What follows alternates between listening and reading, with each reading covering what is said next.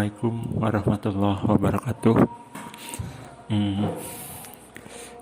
Dalam video kali ini saya akan membahas mengenai soal ujian akhir semester tahun 2019 mata kuliah pengantar akuntansi 2. Langsung saja kita ke soal yang pertama.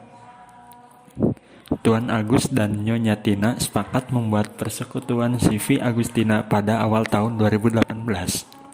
Tuan Agus adalah seorang pengusaha, sedangkan Nyonya Tina adalah seorang ibu rumah tangga yang memiliki beberapa peralatan kantor yang bisa dipakai.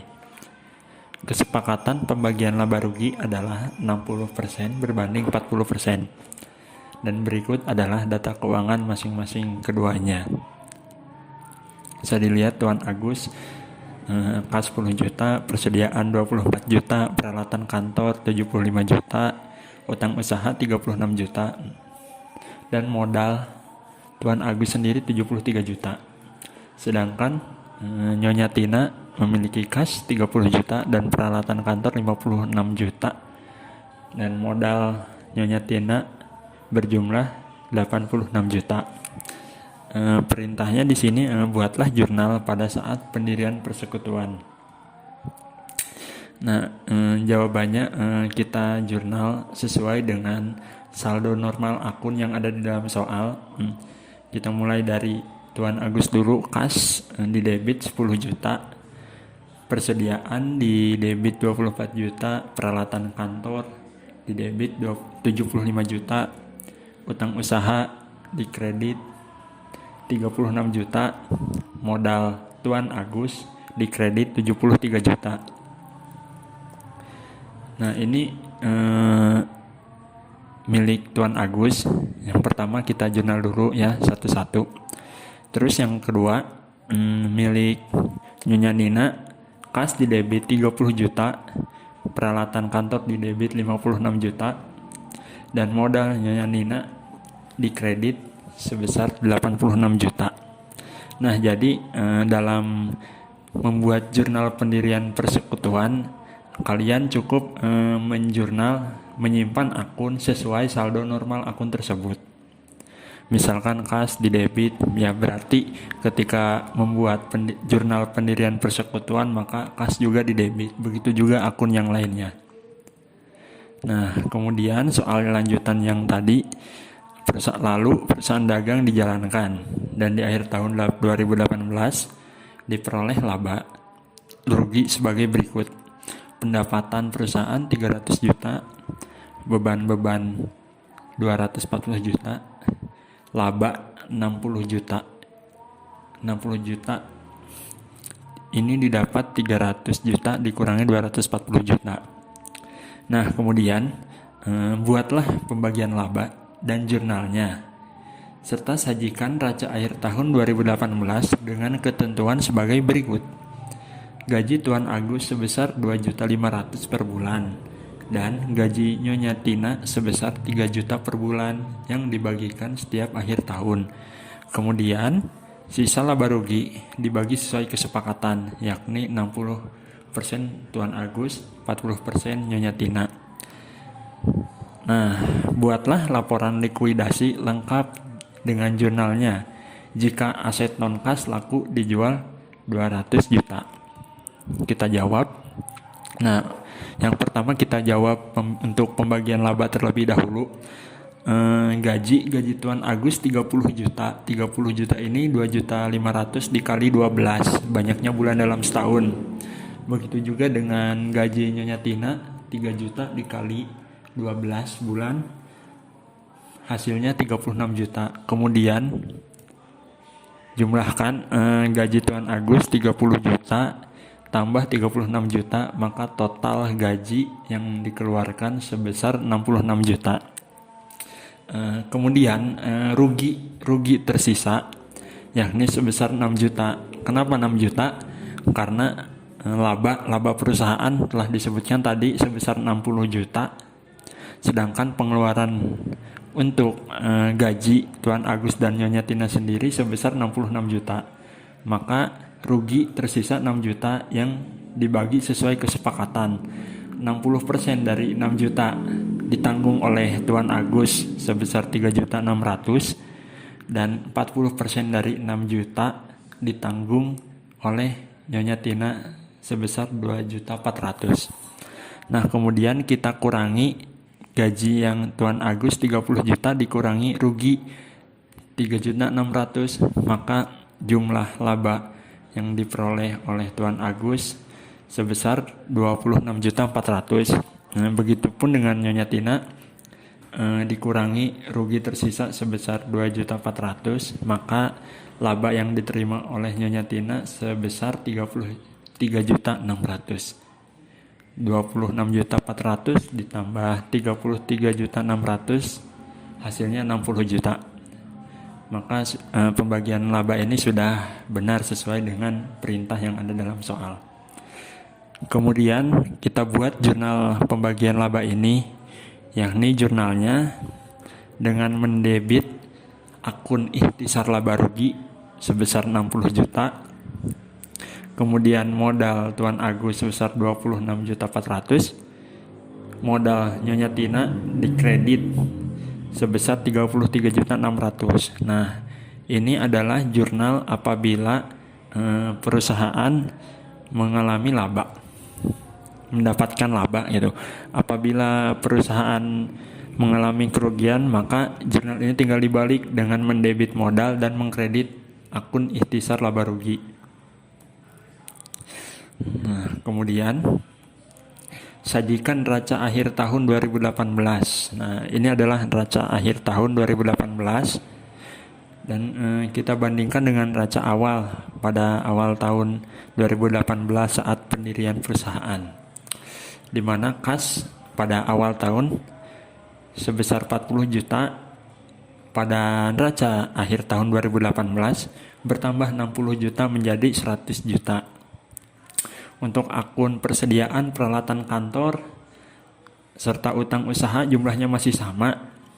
Nah, kemudian modal Tuan Agus dan modal Nyonya Tina ini berbeda. Ya, ini modal awal Tuan Agus sebesar 73 juta. Kemudian ditambah dengan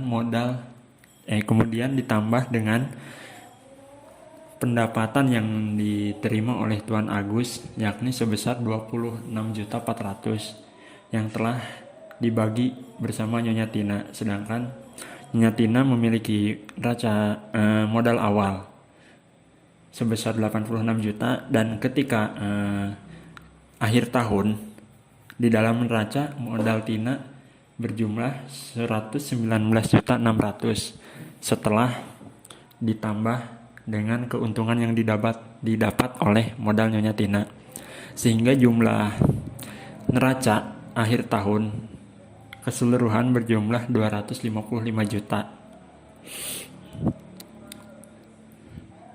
Dan kemudian kita membuat laporan likuidasi persekutuan, di mana saldo kas di neraca tadi sebesar 100 juta, kemudian aset bukan kas ini gabungan dari persediaan dan peralatan sebesar 155 juta, kemudian liabilitas atau utang sebesar 36 juta, kemudian modal Agus dan modal Tina masing-masing sebesar 99.400.000 dan 119.600.000.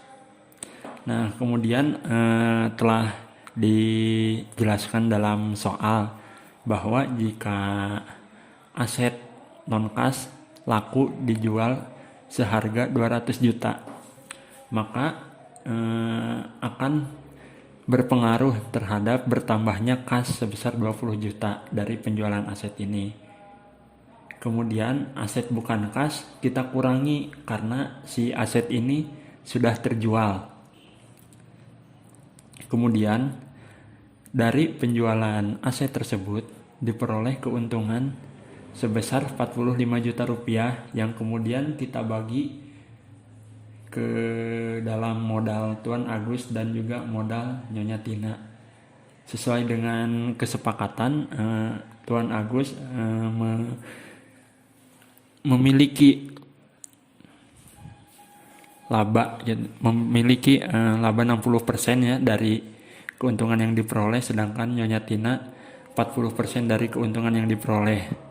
Jadi 60% dari 45 juta ini sebesar 27 juta, dan sisanya sebesar 40% atau 18 juta masuk ke dalam modal Nyonya Tina.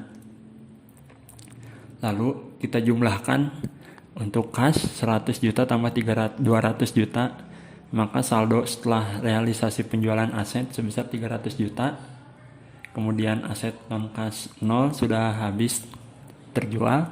Kemudian liabilitas atau utang masih tetap 36 juta. Dan modal Agus memiliki saldo sebesar 126.400.000, sedangkan Nyonya Tina memiliki modal 137.600.000. Kemudian dalam pembayaran utang sebesar 36 juta, maka akan berpengaruh terhadap berkurangnya kas. Maka saldo setelah pembayaran hutang kas menjadi 264 juta. 264 juta 300 dikurangi 36 juta sama dengan 264 juta, dan kemudian hutang berkurang 36 juta karena telah dibayarkan. Maka saldo utang menjadi 0 dan modal Tuan Agus dan modal Nyonya Tina masih tetap tidak berkurang ataupun bertambah.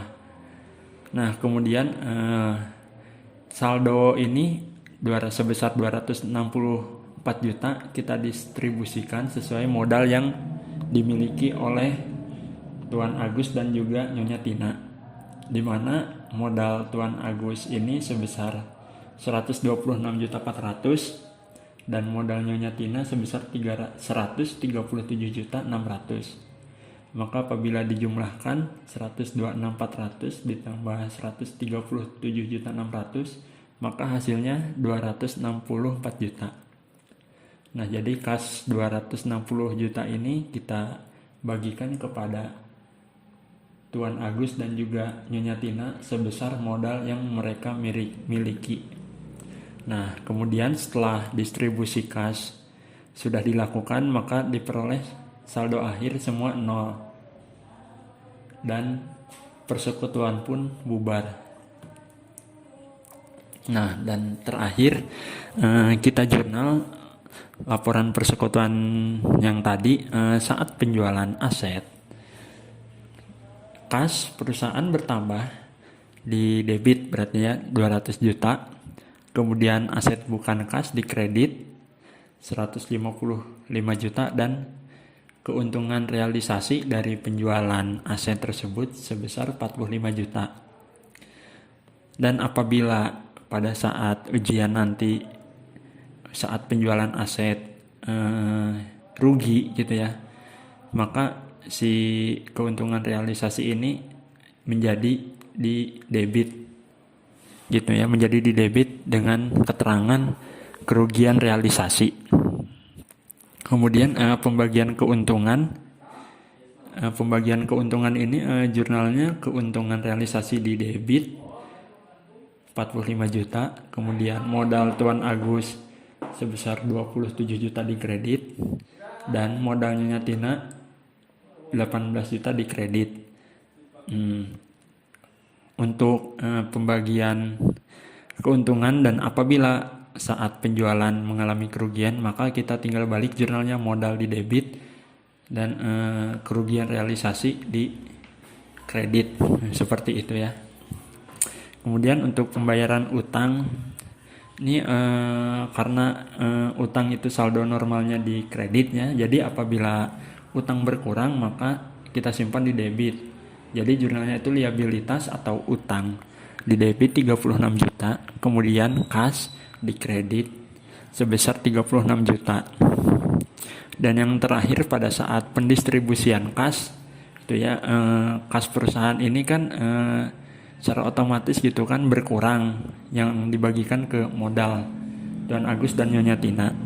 Nah, ketika kas berkurang maka saldo, kas berada di posisi kredit. Dan sebaliknya, modal yang dimiliki Tuan Agus di perusahaan tersebut berkurang sehingga modal berada posisi debit gitu ya. Jadi pada saat pendistribusian kas, modal Tuan Agus sebesar 126.400.000 di debit, modal Nyonya Tina sama di debit sebesar 137.600.000, dan kemudian kas berkurang sebesar 264 juta jumlah dari modal yang didistribusikan kepada masing-masing pemilik. Mungkin cukup sekian yang bisa saya sampaikan. Mudah-mudahan dapat bermanfaat bagi kalian semua. Mohon maaf apabila banyak kekurangan dan kesalahan dari saya dalam menjelaskan soal ini, karena saya juga masih belajar gitu ya. Saya hanya membantu mempersiapkan ujian kalian, dan semoga kalian semua mendapatkan nilai yang memuaskan dalam ujian akhir semester kali ini. Baik, terima kasih. Wassalamualaikum warahmatullahi wabarakatuh.